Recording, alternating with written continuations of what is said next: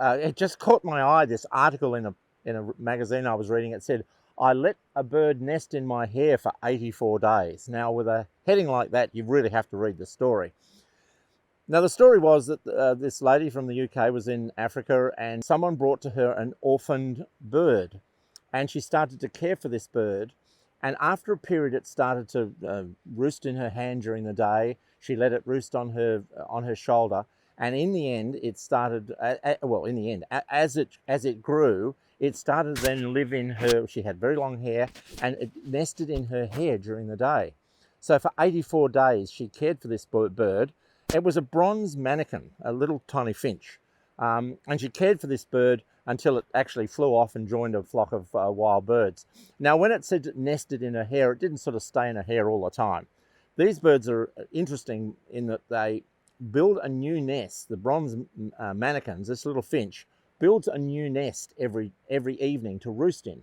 And then every day it goes off and feeds, and then it makes another nest and then roosts in that.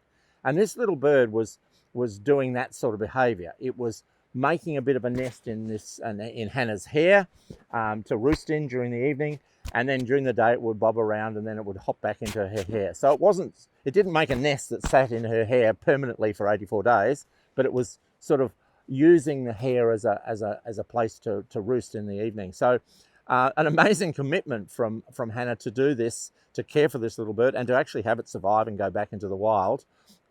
But a very intimate sort of connection between a wild bird and a person caring for it while she was rearing it to go back into the wild. So well done, Hannah, and you can read more about this story on the website. The story of the bronze manakin, or bronze manakin finch, they're sometimes called. Widespread in Africa, this bird, very common bird. Sometimes they can be absolutely abundant when there's a lot of food about. They occur over 8 million kilometres of land right through Central Africa. But this particular little one was able to survive because of the kind contribution that Hannah made to caring for it on a daily basis for 84 days.